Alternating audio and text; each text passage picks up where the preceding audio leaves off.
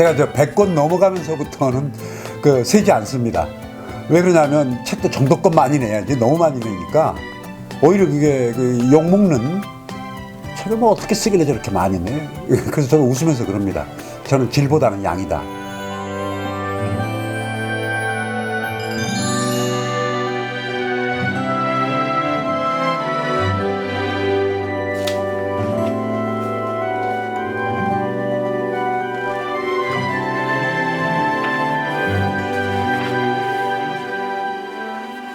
사실은 청년 문제 심각하다 그러는데요. 대학에서 아마 우리 학생들 보면 심각한 정도가 아니라 죄책감마저 듭니다. 뭐 좀 심하게 말하면 이 교수라는 사람들은 학생들 등쳐먹는 이 직업인가. 근데 정말로 청년 일자리가 없는 게 불가피하고 필연이고 자연의 법칙이란 모르겠는데 해결할 수 있는 문제거든요. 왜 해결을 안 하느냔 말이에요. 그걸 경제학자한테만 맡겨놓을 수가 없거든요. 제가 볼 때는 소통의 관점에서 도대체 뭐가 문제인지 거기 지금 제가 또 심혈을 기울이고 있죠.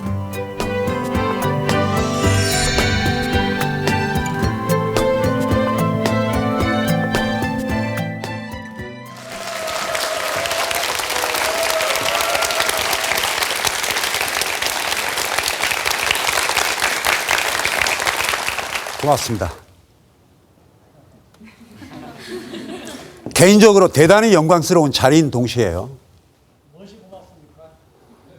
제가 위선을 저질러서는 안 된다는 부담감도 있고. 제가 한번 질문을 하나, 퀴즈 문제 하나 던지면서 이야기를 시작해 보겠습니다. 소파 방정환 선생님이 세계 최초로 어린이날을 만든 해가 몇 년도인지 아십니까? 아시는 분 없으세요? 뭐 정확하지 않아도 됩니다. 일제강점기입니다. 가슴 아프게도. 1923년. 왜 만들었을까요? 나라 빼앗긴 지 13년 된 해거든요. 기성세대는 다 죄인이죠. 이제 태어난 어린이들에게 줄 나라가 없어요. 식민지 백성으로 살아가야 됩니다. 그러다가 1929년에 가면 여러분 혹시 국어 교과서에서 보셨을지 모르겠습니다만 우보 민태원 선생이 청춘애찬이란 글을 씁니다. 여러분 제가 한번 한 대목을 읽어드릴 테니까 가만히 한번 음미해 보십시오. 청춘. 이는 듣기만 하여도 가슴이 설레는 말이다. 청춘. 너의 두 손을 가슴에 대고 물방아 같은 심장의 고동을 들어보라. 청춘의 피는 끓는다. 끓는 피에 뛰노는 심장은 거대한 배의 기관과 같이 힘있다. 바로 이것이다. 인류의 역사를 꾸며 내려온 동력은 바로 이것이다. 민태원 선생이 35살 때 쓴 글이에요. 여러분 한번 생각해 보십시오. 피 끓는 젊음이 할 수 있는 일이 없어요. 나라를 빼앗겼습니다. 도저히 상상도 안 되고 역지사지도 안 되겠지만 내가 지금 어린이가 됐고 청년이 됐는데 다른 민족의 지배를 받는 나라에서 할 수 있는 일이 많지가 않아요.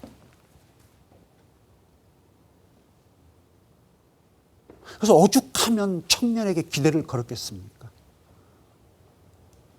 어린이가 청년이 되고 청년에게 미래를 걸지 않으면 숨 막혀서 살 수 없었던 당시의 청년들. 자, 그로부터 우리 광복 70년 맞고 2010년에 오면요. 서울대 김난도 교수가 아프니까 청춘이라는 책을 내놓습니다. 300만 부가 나갔죠, 그 책이요. 근데 이 책은 서울대 학생이나 서울대 졸업생들이 보면 딱 어울릴 책이고, 그렇지 못한 분들에게는 이게 약간 사치스러운 이야기인데 제가 조금 꼬집었습니다. 달리 말해서 한 3만 부 나가면 딱 좋을 책이 300만 부가 나갔어요. 그 책이 나온 지 한 몇 년 지나서 지금 어떤가요? 저는 그 문제를 지적하긴 했지만 여전히 그 책이 아주 좋은 책이라고 생각을 합니다. 그런데 제가 최근에 그 책에 대한 비평을 살펴봤더니 정말 눈 뜨고 못 볼 정도로 독설들이 막 난무해요. 어떤 유명한 지식인께서는 김난도 교수, 해민 스님 이런 분들을 멘토 사기꾼이라고 욕을 하고, 파렴치하기보다는 사악하다고 욕을 하고, 아니 아프니까 청춘이다 해서 청년들에게 힐링 좀 했다고 이렇게까지 욕을 먹어야 되나. 지금 우리가 심성이요 피폐해지고 메말랐습니다. 그렇게까지 욕먹을 책이 아니에요. 근데 지금 상황이 이렇다 보니까 청년을 위로해도 욕먹고, 노력을 하라고 다그쳐도 욕먹고, 무조건 욕먹게 돼 있습니다. 노력하라는 분들 어떻게 말씀하시는지 제가 좀 몇 가지 적어와 봤어요. 요즘 저 헬조선이라는 말 많이 쓰죠. 지옥과 같은 한국. 어떤 분이 이렇게 말합니다. 황당무계한 헬조선 선동에 휘둘리지 마라. 헬은 수천 명이 죽은 유럽 난민 사태에나 쓰는 말이다. 배부른 소리 하지 마라. 내가 20대였을 땐, 옛날 이야기 합니다. 감옥 갔던 이야기, 표현의 자유가 없었던 이야기, 좀 우익 쪽에 계신 분들은요, 싫으면 북한 가라. 또 어느 유명 언론인께서 징징대지 마라. 죽을 만큼 아프다면서 밥만 잘 먹더라. 또 어떤 분은 차라리 죽지 그래. 이게 참 오해 이상 심각한 문제가 어디 있겠어요. 차라리 오해는 없고요. 생각이 다르다 그러면 우리가 문제될 게 없습니다. 근데 이거 엄청난 지금 오해를 하고 있어요. 청년 문제를 제대로 지금 이해를 못하고 있는 겁니다. 여러분 저 헬조선의 선전 구호가 뭔지 아십니까? 가장 대표적인 슬로건이요. 헬조선. 잘 알고 계시네요. 맞습니다. 죽창 앞에선 모두가 평등하다. 자, 기성세대들께서는 이 말에 끔찍하다고 놀래요. 아니 죽창 앞에선 평등하다. 이게 무슨 이렇게까지 말을 험하게. 그거 오해입니다. 그렇지 않아요. 가만히 그 말 뜻을 음미해 보십시오. 지금요, 청년들이 분노하는 건 못 살아서 못 먹고가 아닙니다. 이걸 자꾸 오해하시는 것 같아요. 여러분, 우리요, 기성세대, 저보다 더 윗세대, 한국전쟁 겪으신 우리의 원로 세대, 다 굶주렸습니다. 모두가 굶주릴 때는요, 내 옆에도 굶주리고 오른쪽 왼쪽 모두가 굶주릴 때는요, 어떻게 해서건 굶주림을 면할까 하는 그 생각만 하지 불평불만 없어요. 원망하고 이 세상 탓하고 그러지 않습니다. 어떻게 해서건 굶주림 보릿고개 넘어서자는 생각이죠. 지금 청년들이 분노하는 지점은요, 불공정입니다. 불공정. 형평성이 없는 거예요. 얼마 전에요, 아주대 총장님 아주 자수성가하신 분이에요.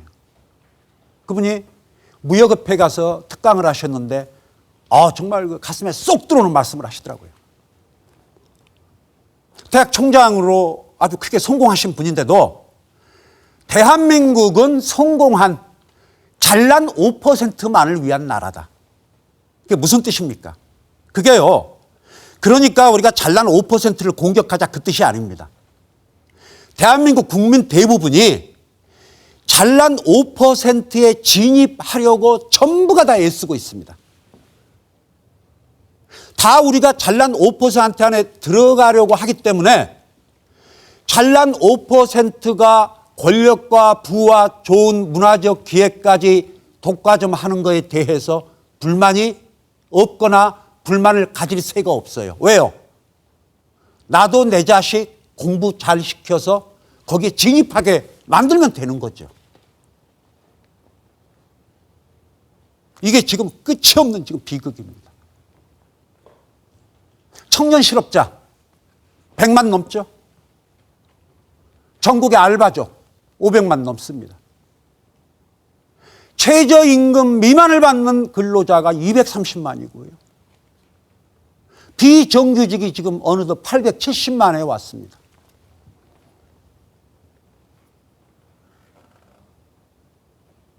이분들이 정말로 먹고 사는 그게 문제라면 무슨 헬조선이에요. 미친 소리죠. 근데 그게 아니라니까요. 그게 아닙니다. 너무도 불공정해요. 갑질이 너무 심해요. 갑질에 대한 분노예요. 갑질에 대한 분노. 갑질하는 분 따로 있고 을, 병, 정 따로 있습니까? 그러지 않아요. 우리 다 반성해야 됩니다.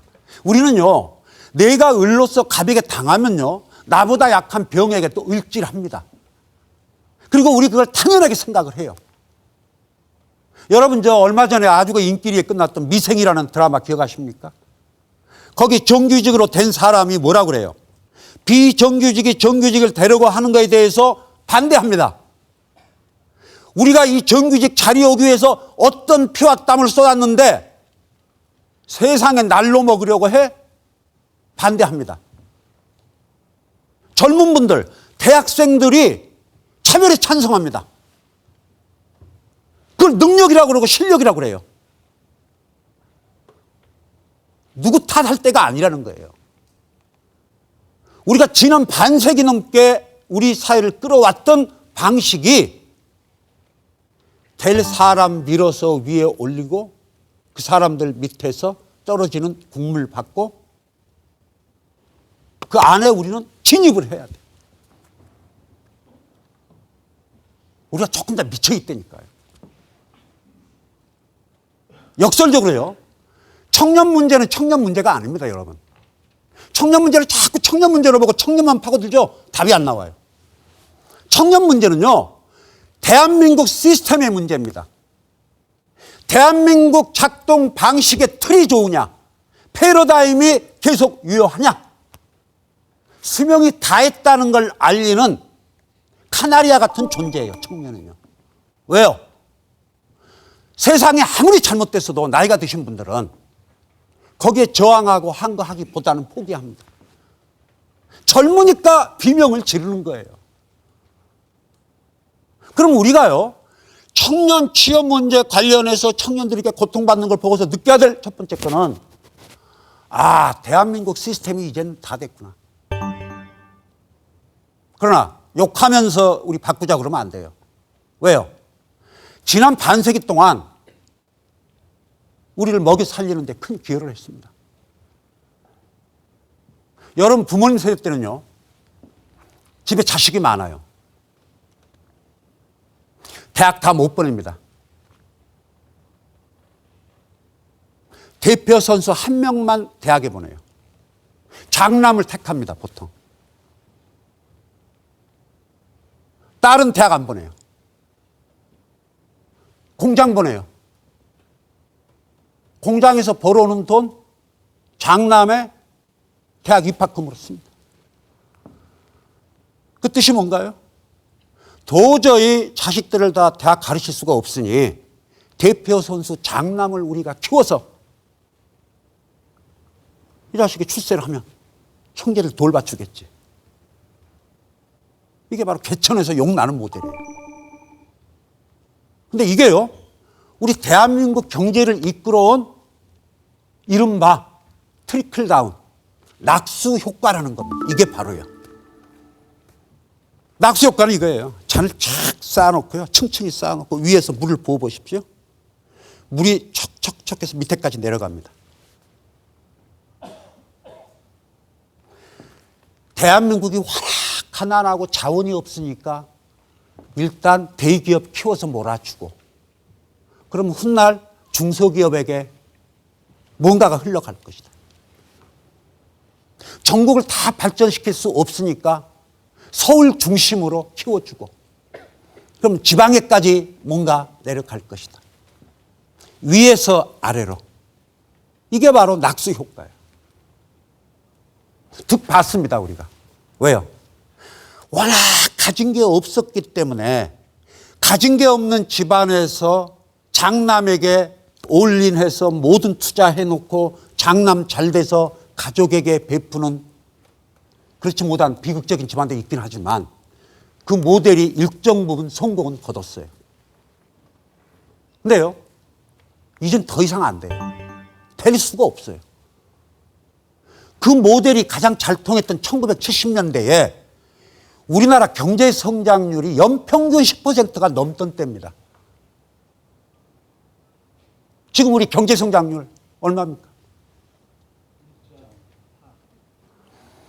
1이냐 2냐 3이냐 갖고 싸우고 있어요. 정부 쪽에서는 3 간다고 큰 소리 쳤지만 어림도 없는 것 같다. 2다 1이다. 지금 2대에서 왔다 갔다 합니다. 10%는 없던 성장.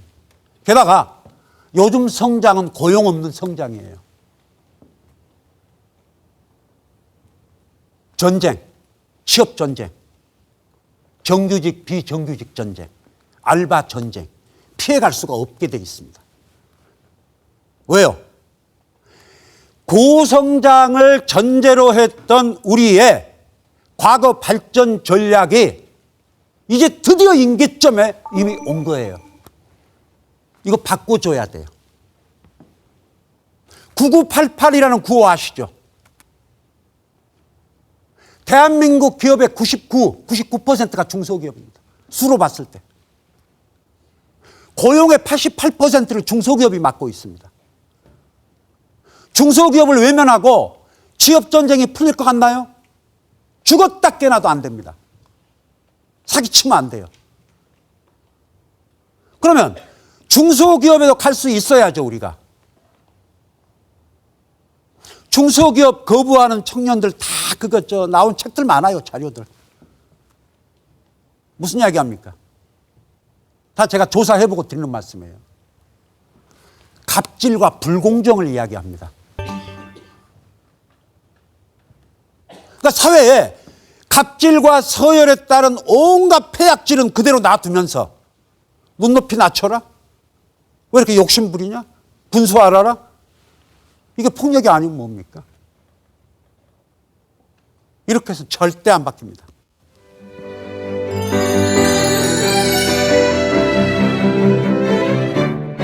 제가 매주 금요일 날 그 글쓰기 특강을 합니다. 정규 과목은 아니에요. 그러니까 학생들 위해서 이제 언론사 입사를 원하는 분들 위해서 이제 글쓰기 그걸 하는데, 한 학생이 좀 늦어가지고 제가 금요일 날 2시에 하는데 택시를 타고 여기 학교 쪽으로 왔나 봐요. 근데 운전기사님이 아주 좋은 분이셔가지고 보아하니까 뭐 취업 준비하는 것 같고 그래서 격려의 말씀을 아주 잘 해 주시더래요. 정말 자상하게. 나이가 좀 드신 어른인데. 저희가 개천에서 용나면 안 된다라는 제목의 책을 냈거든요. 그 책을 들고 있었나 봐요. 왜 학생이. 기사님이 그 책을 본 겁니다. 개천에서 용나면 안 된다? 갑자기 태도가 달라지시더니만 마치 이 책을 빨갱이 불온서적 보듯이 대하면서 눈빛도 달라지고 젊은 사람이 있다, 이 책. 그러면서 주변에 개천에서 용된 분들 많이 계실 거 아니에요. 아무리 어려워도 열심히 해서 용이 되라. 그런 취지의 말씀을 해 주시더라. 그런데 제가 개천에서 용나면 안 된다는 이야기는 그만큼 낙수 효과 모델이 우리 전 국민의 머리 가슴 속에 내면화되어 있는 거예요. 우리가요. 여기 계신 분들, 젊은 분들, 부모님들 다 개천에서 용되길 바랄 거예요. 자녀가. 지난 반세기 넘게 개천에서 난 용들 다 어디로 갔습니까? 전라북도 지방이 용을 배출한 개천인데 전북이 배출한 용들이 전라북도를 위해서 무슨 일을 했을까요? 혹시 뭐 아시는 거 있나요? 뭐 했냐 이거예요. 지금 우리가 생각하는 개천에서 용난다는 건요. 출세 위주입니다. 출세 위주예요. 누가 권력과 금력을 더 많이 갖고 있느냐 그거예요.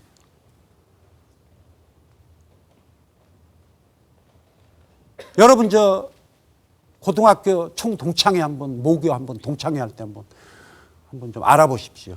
홈페이지에 들어가서 어느 학교를 막론하고요. 총동창회 때 주어 섬기는 게 뭔지 압니까? 권력자 배출한 리스트 꼽습니다. 대기업 임원 몇 명 나왔다 그거 꼽습니다. 지금 우리가 생각하는 용은요. 누가 더 권력의 높은 자리, 누가 더 돈을 많이 그걸 가지고서 전국의 고등학교들이 그것을 그 학생들에게 하나의 여러분들이 따라야 될 모델로 제시해 주는 나라예요. 이기심의 극단을 가게끔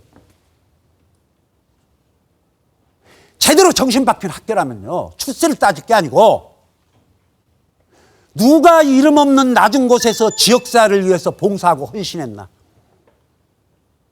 그게 자랑스러운 동창이 돼야죠. 동문이 돼야죠. 그렇게 하는 데가 없어요. 네? 언제까지 용타령입니까? 언제까지요? 여기 계신 분들이요. 성공한 분들이에요. 왜 성공이냐? 진짜 지방의 비극은요. 여기 남은 분들이 아닙니다. 여기 남아 계신 분들은 성공하신 분들이에요. 1966년에요. 전라북도 인구가 252만이었습니다. 제가요. 계산기를 두들겨 봤어요. 그간의 대한민국 인구 증가율을 250만에 곱해봤더니 지금 전라북도 인구가 얼마가 돼야 되는지 아십니까? 만약에 외지로의 유출이 없었다면 전라북도 인구 444만이 나옵니다. 네? 444만이에요. 그러면요 444만에서 186만 빼면 257만 명이 사라진 거예요. 물론 그 257만 명 중에는 정말로 성공해서 떵떵거리고 중앙에서 전북의 명예를 드높이고 많이 계십니다. 성공한 분들이 있어요. 하지만 분명한 사실은 다수는 빈민서민층으로 전락했어요. 왜요? 우리 속된 말로 똥개도 자기 동네에서 싸우면 반은 먹고 들어간다고 그러잖아요. 먹고 살기 어려워서 자기 고향을 떠난 분들이 가진 거 없고 자본 없는데 객지 나가서 무얼로 성공할 수 있겠어요. 그래서 서울에 실제 연구조사 보고서가 짐작으로 하는 이야기가 아닙니다. 서울의 대표적인 달동네 이렇게 조사해 봤더니 대부분 지방에서 온 분들인데 호남 출신이 압도적으로 많아요. 그만큼 못 살고 뭐가 할 게 없으니까. 그런데 더욱 비극적인 건 이분들은 이익단체를 만들 수가 없어요. 협회도 못 만듭니다. 하루 벌어 하루 먹고 살기 바빠요. 지금 우리 그간의 추세로 보면요. 제가 해봤더니 매일 60명이 전라북도를 떠납니다. 지금. 오늘도 60명이 지금 떠났고 내일 또 60명이 떠납니다. 언제까지 우리가 이걸 감내해야 됩니까? 뭔가 잘못되지 않았나요? 근데 우리는 여전히 개천에서 용 내게 하자고 서울로 인서울에 지금 집착하고 있어요. 인서울에. 완전히 정치 종속됐죠. 경제 어떤가요? 수도권 면적이 12%밖에 안 돼요. 전국에. 인구 절반 삽니다. 경제력이 3분의 2가 집중되어 있어요. 국세 수입의 4분의 3이 거기다 집중되어 있습니다. 대한민국 100대 기업의 본사 95%가 다 거기 있어요. 예금의 70%가 다 거기 있습니다. 문화요? 문화에 집중 더 합니다. 문화예술을 하는 분들이요.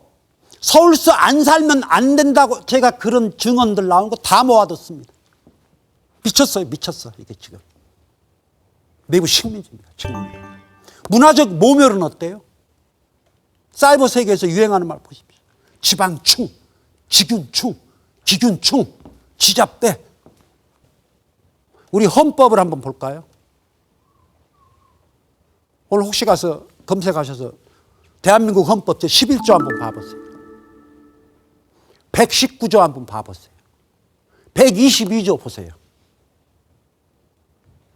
지역 때문에 부당한 이익을 받아서는 안 된다는 게 나와 있습니다. 위헌이에요, 지금. 대한민국의 현 시스템은 대한민국 헌법을 정면으로 부정하는 반체제 행위입니다. 반정부 행위를 중앙정부에 의해서 저지르고 있어. 근데 분노를 안 해, 사람들이. 불편한 현실을 좀 우리 이야기해 볼까요? 우리 지역에서는 거의 안 나오는 이야기입니다. 누군가를 불편하게 만들기 때문에. 전북이 아니에요. 전국의 지방을 놓고 봅시다. 어떤 지역에서건 잘 사는 엘리트층에 속하는 분들 계시죠. 서울에 다 아파트 한 채 있어요. 자녀들 다 서울로 유학 보냅니다. 전 그걸 탈영토화 현상이라고 불러요. 탈영토화는 뭐냐? 이분들은 맘만 먹으면 언제든지 서울로 가서 살 수 있어요. 대부분은 못하죠. 아파트 값 때문에도 못 가죠. 그렇다고 해서 그분들이 지역을 위해서 일하지 않는다, 그 뜻이 아닙니다. 그분들도 지역 사랑하죠. 지역 잘 되길 바라죠. 다만 절박성은 떨어진다는 거예요. 솔직하게 우리 전라북도 도민 누구건 붙들고요, 가장 바라시는 게 뭡니까 하고 여쭤보면요, 자녀 교육 이야기 하십니다. 자녀가 서울 명문대 가길 바라셔요. 당연하죠. 그걸 누가 감히 뭐라고 그랬습니까?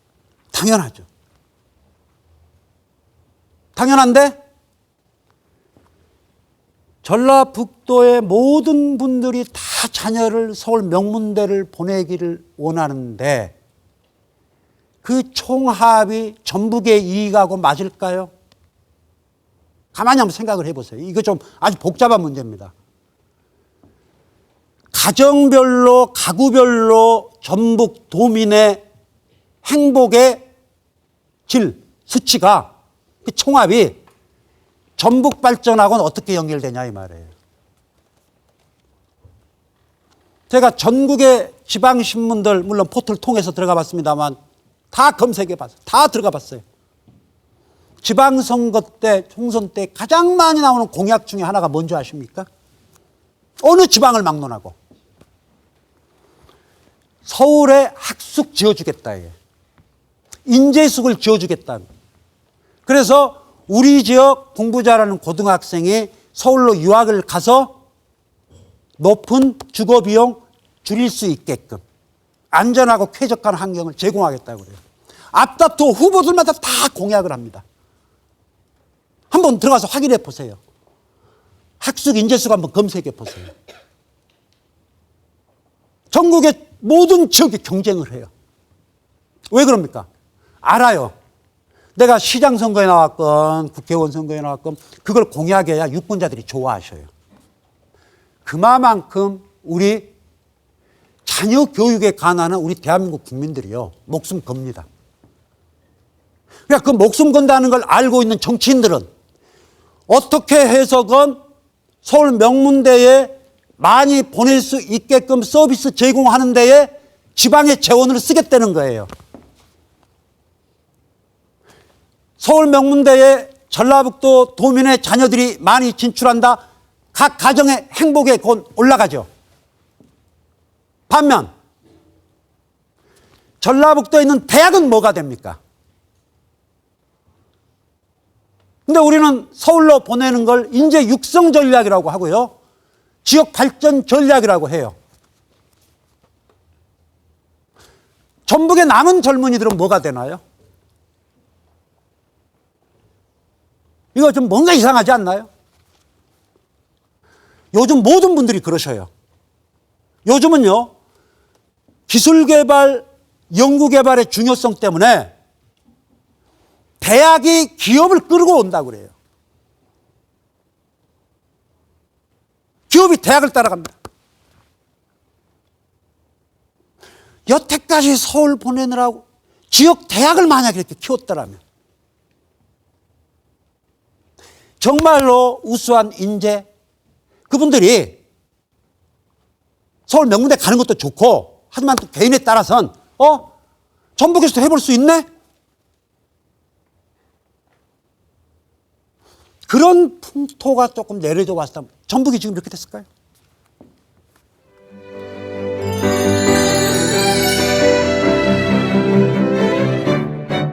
지금까지 제 말씀 들은 분들께서요. 그래서 어쩌자는 거냐? 곧장 그걸로 들어가겠습니다. 제가 참여를 이야기했어요. 정치를 이야기했습니다.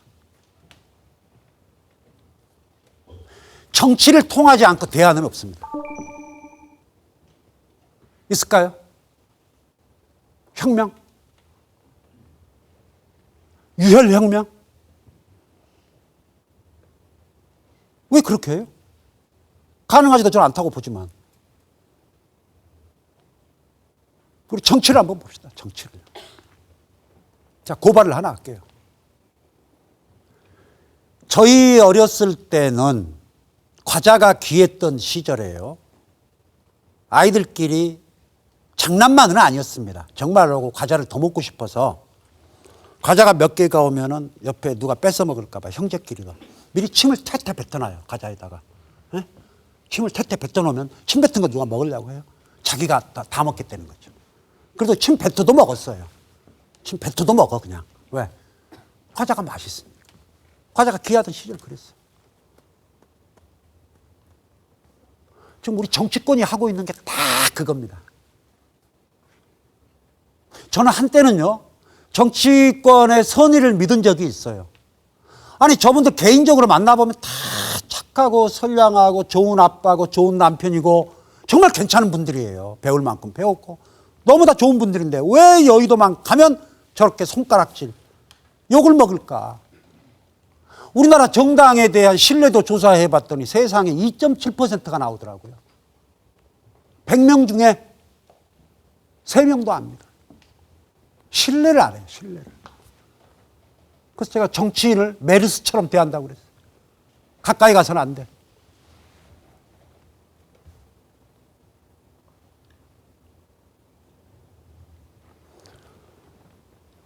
제가 생각하는 건 정치인들이 존경도 받으면서 할 수 있지 않나? 왜 그러지? 그래서 순진한 제안들을 많이 했어요. 책을 통해서. 제가 내린 결론은 이분들이 그걸 원했구나. 과자에 침 뱉어 놓는 겁니다. 어때요, 여러분? 우리 주변에서 어떤 분야에서 잘 나가는 사람에게 주변 사람들이 어떤 덕담을 합니까? 절대 정치는 하지 마라. 그게 덕담이에요. 저도 몇 번 들었어요. 제가 존경하는 고등학교 은사님이 저 보더니만 그냥 막판에 정말로 진지하게 준마라. 절대 정치 근처도 가지 마라. 그럼 너는 죽는다. 정치를 마치 그냥 진짜 메르스보다 더. 저는 근데 무슨 야심이 없어서 정치 뜻이 없는 게 아니라 정치인이 얼마나 부지런해야 되는지 아십니까, 여러분? 정말 힘든 직업이에요, 그거. 근데 이분들이 그거를 과자에 침 뱉어 놓듯이 못 오게 하는 겁니다. 가령 여러분이 새정치민주연합이라는 정당에 한번 들어가 보겠다고요? 직접 가야 돼요. 인터넷 안 받습니다. 전자서명 안 돼요. 원하지도 않아요. 젊은 분들 들어오는 거. 왜요? 아니 지금은 그냥 딱 말 한마디 하면 촥촥 따르는데 젊은이들 들어와가지고서 뭐 투명하게 하자 그러고 바꾸자. 아이고 골치 아프죠. 그럼 왜 그걸 원합니까? 예? 지금 이대로 좋은 건데. 원치를 않아요 지금. 근데 다만 선거가 임박하면 꼭 청년모를 꾸립니다. 여야 두 정당 똑같아요. 그래서 여야 정당에서 청년 하다 보니까 지금 청년의 나이를 어디까지 잡고 있느냐. 45살까지예요. 세상에 45살짜리 먹은 분이 어떻게 청년이에요? 위장이죠. 그래서 우리 전북대학생 김신철 씨가 쓴 글에서 그 책에 나오는 이야기입니다만 늙은 주름살 가려주는 비비크림이냐 청년들이. 그 비비크림용으로 쓰는 거예요 지금 청년들을요. 그거 안 되죠 이게. 예? 이거 바꿔야죠 완전히. 그리고요 이번에 박근혜 대통령께서 청년 희망펀드 이야기를 하셨어요. 저 그거 보고 정말 답답했습니다. 박근혜 대통령 보고 답답한 게 아니에요. 청년 희망펀드가 얼마나 엉터리인가를 맹폭격을 퍼붓더라고요. 야권 진보 언론에서. 그 내용에 저 대부분 동의해요. 근데 저는 그런 식으로 가면 절대 안 된다고 생각해요. 대통령도 인간이고 사람입니다. 아, 청년의 고통을 이렇게 분담하겠다. 대통령님의 취지가 아주 좋네요. 그런데 이것만 갖고는 턱없이 모자라니 이걸 합시다. 대안을 제시를 해요. 상대편 띄워주면서. 대안 있나요? 야권에 지금 대안이 있나요? 없어요. 대안이 없어요. 그러니까 유권자들이요. 현 정부가 한심하고 해도 더 한심하다고 그러는 거예요. 세부적인 대안이 없어요. 대안이. 대안 충분히 만들 수 있는데. 모든 취업 관련 문제의 핵심은 뭡니까? 정답은 나와 있거든요. 임금 격차예요. 거기가 뇌관입니다. 임금 격차가 너무 커요. 학력별, 학벌별. 어느 분이 최근에 그런 칼럼 쓰셨더라고요. 네덜란드 가가지고 고등학생에게 또 장래 희망이 뭐냐? 벽돌공이라고 그래요. 기특하네, 희한하네. 네덜란드에서 벽돌공의 그 연 수입이 대학 교수하고 비슷하거나 더 많답니다. 대학 가야 될 이유가 있나요? 물론 한국이 그 경지까지는 못 가겠죠. 하지만 우리 임금 격차가 너무 높아요. 눈높이 낮추라는 게 폭력으로 여겨진다는 게 안 바뀌어요, 이게. 고착화되어 있습니다. 그러면요, 핵심이 임금 격차에 있다는 걸 간파를 했을 텐데 모를 리가 없잖아요. 대안은 그럼 뭐냐? 임금 격차를 어떤 방식으로 좁혀가면서 정교하고 때로는 욕먹을 수도 있는 마스터 플랜을 내놔야죠. 그렇게 안 해요. 안 합니다. 안 하고 어떻게 보느냐? 자본 대 노동의 구도로 봅니다. 노동 안에 격차가 엄청나게 났는데도 노동은 무조건 우리 편. 자본은 반대. 좋아요. 그 취지는 이해해요. 근데 그렇게 해서 문제를 풀 수가 없어요. 대한민국은요, 묘한 나라예요. 빈민들의 폭동이 일어나기가 어렵게 돼 있는 구조입니다. 다른 나라에서요, 미국만 해도 보면요, 게토라고 하는 지역이 있잖아요. 못 사는 사람들끼리 몰려 있으면요, 불만 터지죠? 폭동이 일어나. 심심하면 나잖아요, 미국은. 네? 무슨 뭐 워싱턴까지 쳐들어가는 건 아니더라도 폭동이 이게 막 일어나는데 한국은 안 되게 돼 있어요. 왜요? 아파트가 주범입니다. 전부 다 재개발 들어가 보면서 뿔뿔이 분산시켰어요. 그러니까 어떤 분이 그러더라고요. 이게 의도한 전략은 아니었겠지만 한국에선 빈민폭동도 일으킬 수도 없게끔 돼 있는 구조다. 우리 젊은 분들도 마찬가지.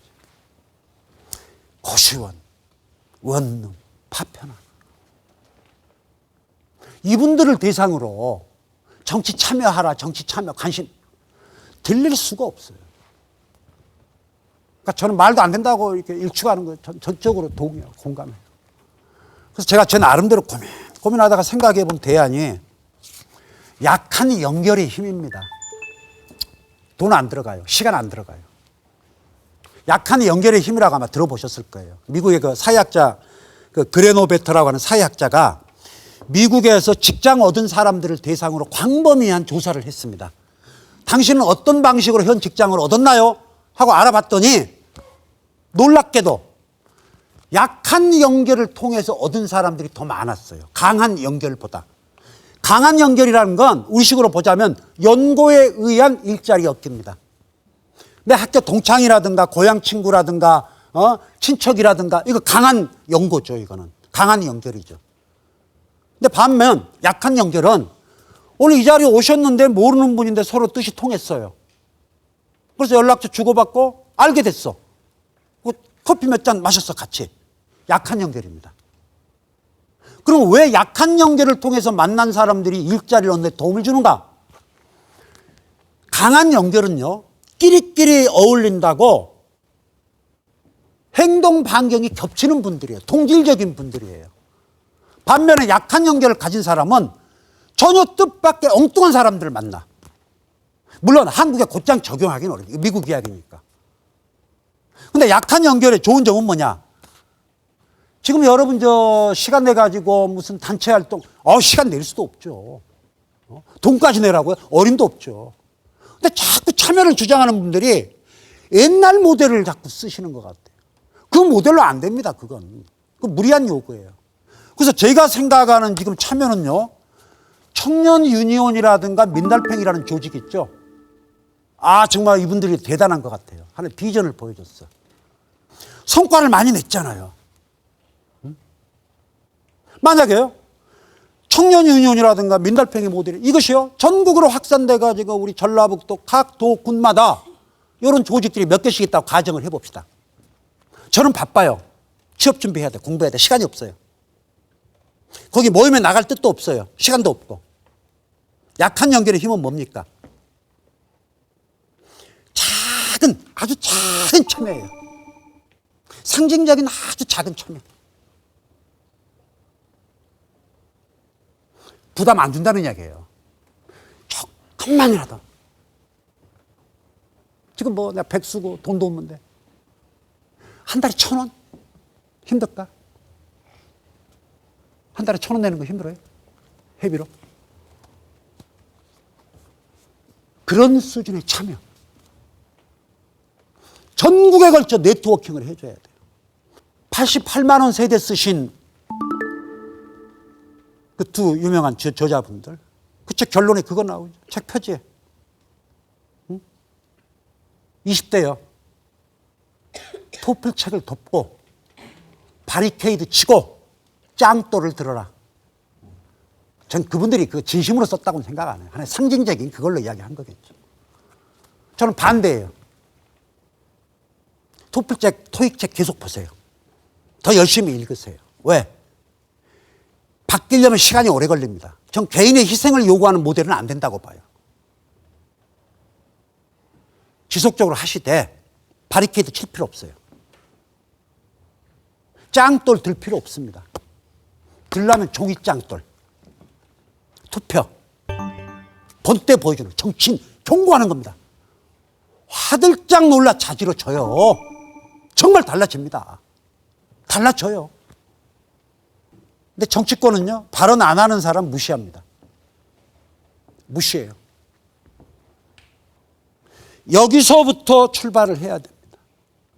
청년 문제는 지방 문제입니다. 지금처럼 지방을 모멸하고 수도권 규제를 단두대에 올려놓고 옛날에 하던 방식대로 그대로 하겠다?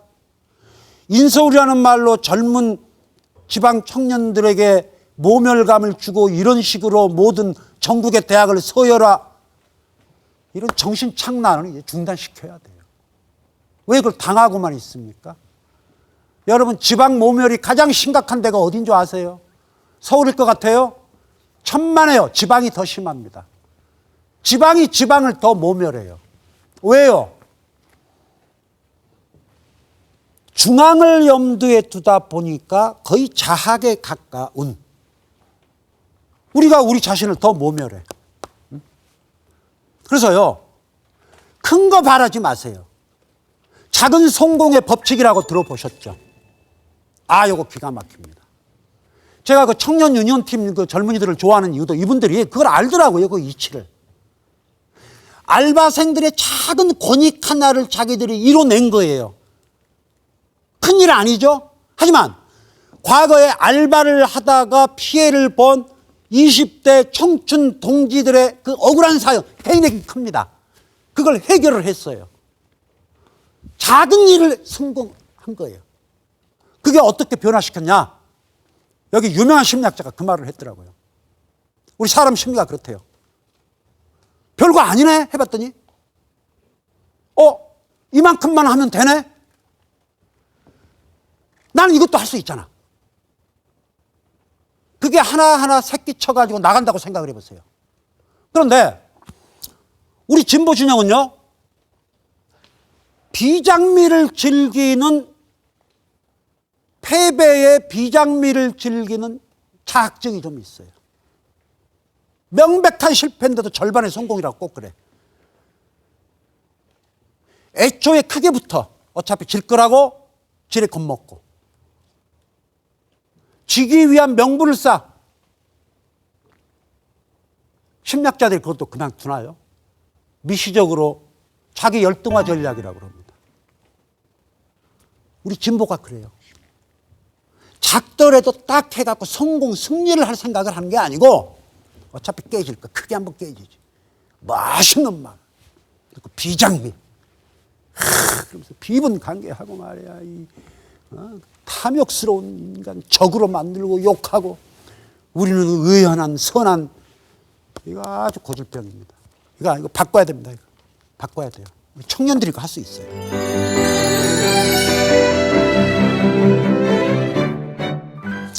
김찬호 씨가 모멸감이라는 책을 냈습니다. 제가 그 책 참 좋아하는데 거기에 이런 구절이 나옵니다.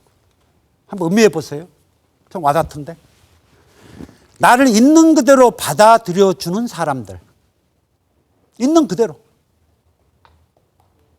억지로 나를 증명할 필요가 없는 공간. 서로에게 힘이 되어주는 든든한 백을 만들자. 전국의 모든 지방에 지자체 청사들이 화려합니다. 남아 돌아요, 공간. 청년들에게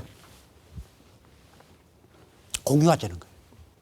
세미나도 열고, 물론 이제 그렇게 하게 되면 또 관리도 해야 되니까 아마 힘드시고 여러 가지로 골치 아픈 점은 있을 거예요. 그러니까 그것을 그분들에게 잘 말씀을 드려야 되겠죠. 그래서 관도 선별적으로 공유도 쉽니다. 일단 만나야 되거든요, 사람들이. 라인홀튼 이버라고 미국의 그 신학자이자 정치학자인데, 이분이 아주 지독한 현실주의자죠. 어떤 분들은 또 보수주의자라고 싫어하는데, 저는 진보 보수 걸 떠나가지고 대단히 현실적으로 문제를 접근합니다. 이분이 말씀하신 것 중에 그게 있어요. 오늘날 세상을 바꾸려는 사람들에겐 뱀의 지혜와 비둘기의 순진성이 필요하다. 우리는 과거에요, 세상을 바꾸겠다는 사람들은 순진하기만 하면 돼요. 정의롭기만 하면 돼요. 반독재 투쟁까지는 그것만으로 됐어요. 민주화 이후 민주주의에서는요, 지혜롭고 슬기롭고 영악하지 않으면 절대 유권자의 지지를 못 받습니다. 여러분 어떠신지 한번 자기 자신을 대입해 보십시오. 신이시여, 제가 바꿀 수 없는 것을 받아들일 수 있는 차분함을, 제가 바꿀 수 있는 것들을 바꾸는 용기를, 그리고 그 둘의 차이를 알 수 있는 지혜를 제게 주시옵소서. 우리 청년 젊은 분들 차분할 만큼 차분했어요, 그동안. 지나치게 차분했습니다. 잘못된 질서 문법에 그대로 순응하면서 거기에 적응해서 어떻게 비집고 들어가 보려고 죽어라 하고 공부했어요. 차분했습니다. 근데요, 이거 그대로 두면요, 내 문제가 아니라 나중에 이거 안 돼요. 바꿔줘야 돼요. 그 이젠 바꿀 수 있는, 그러니까 바꾸는 그 용기를 가질 때가 됐어요. 이제는 작은 것 하나. 지금 우리에게 주어진 잘못된 기존의 노선, 구조, 이거 그대로 따라가다간 다 죽어요. 그래서 저는 대한민국이 살 길은 더 이상 서울에서 나올 수가 없습니다. 지방에서 나올 수밖에 없어요. 왜요? 서울에 있는 분들은 지방에서 느끼고 있는 환히 보이는 문제의식을 못 봐요. 정말이에요. 청년 문제, 지방 문제입니다.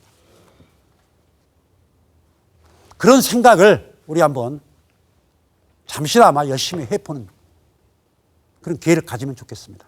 감사합니다.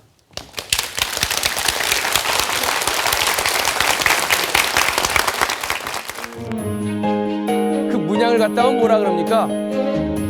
어떻게 살아가는 것이 인간의 가장 아름다운 문양인지 어려움을 극복할 수 있는 요답이 담겨져 있을 것이다.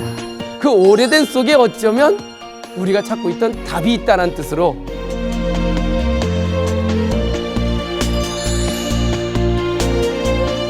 이 안에서 뭔가 우리가 답을 찾고 싶어서 여기 나왔거든요.